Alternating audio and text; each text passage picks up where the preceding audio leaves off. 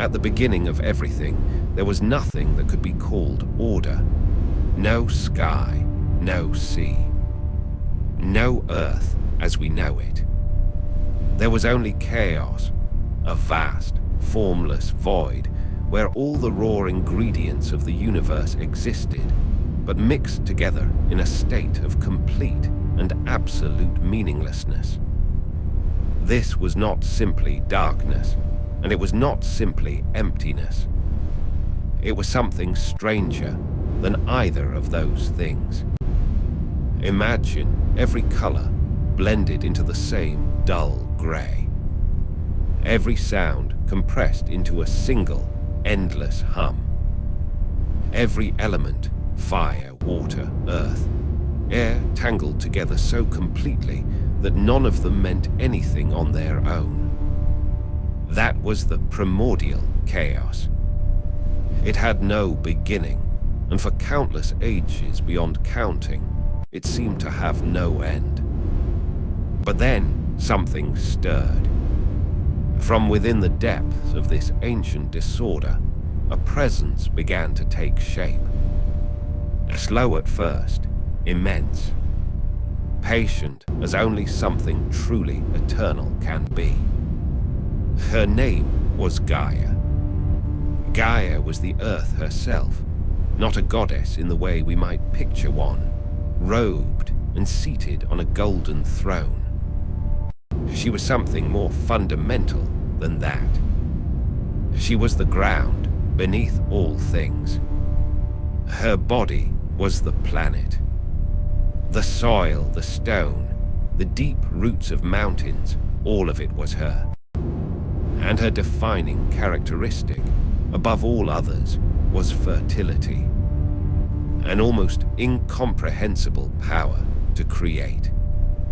From herself, Gaia gave birth to the first great forces of the world. She brought forth Pontus, the ancient god of the sea, not the waves and storms you might associate with Poseidon, but the deep, dark, primordial ocean itself. She also gave birth to our Rhea, the deity of mountains, whose enormous body pushed upward from her skin to form the great ranges of the world. But her most significant creation, the one that would change the course of all things, was the god Uranus. Uranus was the sky. Like Gaia, he was not merely a god of the sky. He was the sky, vast and arching overhead, his body the heavens themselves. And from the moment of his creation, Uranus reigned supreme. He looked down over everything, ruling over all that existed, towering above Gaia in every sense. It was during this ancient period that another great presence emerged from the original chaos. Her name was Nyx, the goddess of night. Each evening, Nyx crossed the heavens, drawing her dark mantle across the sky, covering the world in shadow. She was older than almost anything, and even the mightiest gods would later speak of her with a kind of instinctive awe. But it was Uranus and Gaia whose union would define this age. Together they became husband and wife, and together they were extraordinarily productive. Their relationship gave rise to a tremendous variety of offspring, powerful, strange, and terrifying creatures that could barely be imagined. First came the hecatontures, beings of absolute nightmare. These were creatures of immense physical power, each one possessing 100 arms and multiple heads. They were not merely large or strong. They were forces of nature in physical form, capable of hurling mountains as casually as a man might throw a stone. Then came the Cyclopes, giant beings, each with a single enormous eye set in the center of their forehead. The Cyclopes were deeply skilled, possessed of a rare crafting ability that would later prove essential to the gods. But in these early days, they were feared primarily for their raw power. And then came a new generation, perhaps the most significant of all. Gaia gave birth to the Titans, 12 colossal divine beings who embodied a new kind of godhood. Powerful, intelligent, ambitious. They were the children of heaven and earth, and they looked like it. Uranus, watching these Titans grow, felt something he had perhaps never felt before: fear. The Titans were powerful enough, clever enough, and ambitious enough to challenge him. And Uranus, for all his greatness, was deeply aware of that fact. The same paternal instinct that might have protected his children, instead twisted into something darker. He could not tolerate the idea of being dethroned. He could not allow these powerful beings to grow free. So he acted. One by one, Uranus seized his children and hurled them into Tartarus, a place so deep beneath the earth that it was like a dungeon built into the planet's core. Dark, cold, removed from everything. The Titans raged against the walls of their prison. The Hecatoncheires beat against the stone with their 100 arms. All of them screamed for release. And all of that suffering happened inside the body of their mother. Gaia felt every blow. She felt every cry of pain.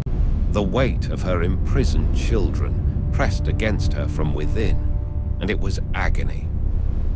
The primordial earth goddess endured this for as long as she could, and then she decided she would endure it no longer. Gaia reached out to her children, asking for one of them to stand against their father. She had fashioned something for this purpose, a sickle made of the hardest material in existence, its edge sharp enough to cut through even divine flesh. One by one, the Titans refused. Whether from fear or pragmatism, none of them wanted to face the sky god directly. Except one, Kronos. The youngest and, in many ways, the most dangerous of the Titans. Kronos was not the strongest. He was the most cunning, the most ruthless, and the most driven by ambition. He looked at what Gaia was offering and saw not just freedom, he saw power. He saw a throne. He took the sickle. On a night when the heavens were still, Kronos rose to meet his father. Uranus, perhaps believing himself untouchable, lay resting when Kronos struck. With one devastating blow of the diamond sickle, the deed was done. Uranus cried out in a voice that shook the universe. The skies ran red. The blood of Uranus fell in different directions. Some of it dropped into the sea, and from that, in time, other beings would be born as the fertilizing power of a god mixed with the deep waters. Kronos returned triumphant. He freed his brothers and sisters from Tartarus. He was celebrated as a liberator, as a hero. And now, the new supreme lord of the universe, he took his place at the top of all things. But before he could fully savor that victory, he received a visitor. The specter of Uranus appeared before him, not to beg, not to rage, but to prophesy. And the prophecy was precise and merciless. Just as you have overthrown me, so too shall one of your own sons overthrow you. Kronos stood there in the fullness of his new power and felt the first cold shadow of the fear that would define his reign. He had won everything, and from that very moment, he was terrified of losing it. That is where we begin. The cycle of fathers and sons, of power and fear, of ambition swallowing itself whole.